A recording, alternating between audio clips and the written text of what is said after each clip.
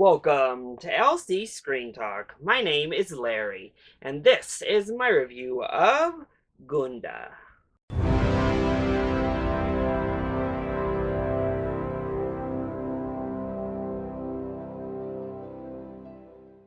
Gunda is a 2020 Norwegian-American documentary that follows the lives of farm animals.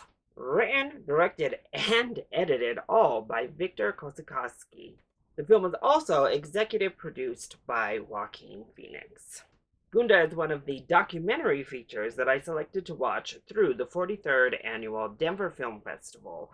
And while making my selection, I only knew that it followed the lives of farm animals and that it was produced by Joaquin Phoenix. Thus, I concluded it was probably a documentary centering around veganism. And honestly, I was a little bit scared to watch this film. I am a vegetarian, not quite a vegan, but watching films about animal suffering or seeing how meat particularly is produced is obviously very upsetting, and I had to really mentally prepare myself going into this film. However, it was not that type of documentary at all. So let's go ahead and talk about the positives. Well, my biggest positive is that I think this is a pretty revolutionary way to make a statement documentary. As I just said, this is not a preachy documentary. This is not one that is going to show you the horrors of factory farming or the horrors of how animals are treated in the slaughtering process. In fact, there is zero dialogue. Humans are not seen on screen a single time for this hour-and-a-half runtime. We are 100% focused on the animals and just left to experience their lives, to just watch as they go about their day-to-day lives, see these small moments that they live through and experience. Particularly, we follow this family of pigs as this mother pig has her little babies. We also follow chickens and cows through the documentary. There is no storyline here.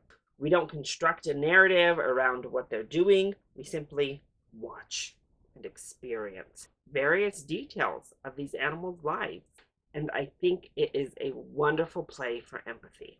Instead of lecturing, instead of pushing a narrative and a point, the film plays on empathy just by showing you these animals and reminding you that they too have lives as they live out their life on a farm to serve humanity. And that's such a beautiful concept that led to this really beautiful documentary. And so it wasn't sad. I wasn't like disgusted or like horrified as I watched. I just watched and experienced these beautiful animals through the lens of the camera, and it was really well handled. Plus, these little piglets in this film are rambunctious and a little bit loud, but so adorable and lively and beautiful. I love the piglets. But in addition to the animals themselves, the film is stunning. It is completely in black and white, and black and white cinematography continues to deliver because this film is stunning.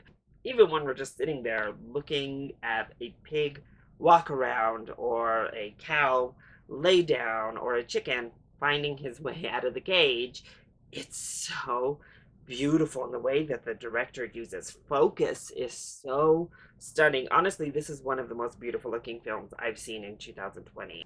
That gorgeous. But then, what doesn't work so well when it comes to Gunda? Well, my main issue is that it's just a tad too long. And I really noticed it during our final scene, and it ends with the mother pig that we begin the film with. But it ends on her just really living out a mundane moment in her day.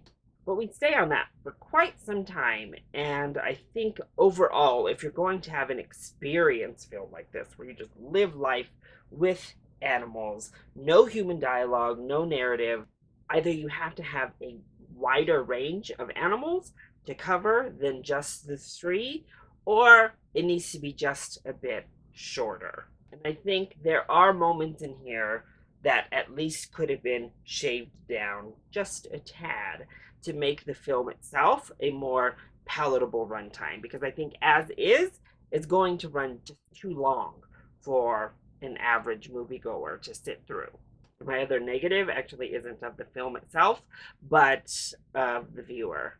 Unfortunately, I don't know that we have the capacity for this type of empathy. I'm just gonna state it plainly. I really admire this film and a pretty, what I consider, revolutionary idea on how to make a nature documentary with a message, but I just don't know that your average human viewer has the empathy to feel and fully transport into this type of film. But overall, I thought Gunda was really just a beautiful experiment of a documentary. It's unlike any other nature documentary I have ever seen, and it is one of the most beautiful films I've seen in any genre for 2020. But just know what you're heading into. You're not going to be upset. There's not going to be manipulation. But it is a slow, methodical film that just lets you live and be a part of the experience. So overall, I thought Gunda was fantastic, and I obviously recommend it to anybody who will watch. If you enjoy nature documentaries, this one is unlike any of the others, so I say definitely give it a chance. That is my review of Gunda. I hope you enjoyed it. If you did, go ahead, click like down below, and subscribe to the channel so you are always up to date on my latest videos. Also, join in on the discussion. Are you excited to see Gunda, or have you even heard of this one? Let me know either in the comment section down below, or you can hit me up on Twitter. I love you all so much for your continued support. Mwah! Thank you for watching, and I'll see you next time. Bye!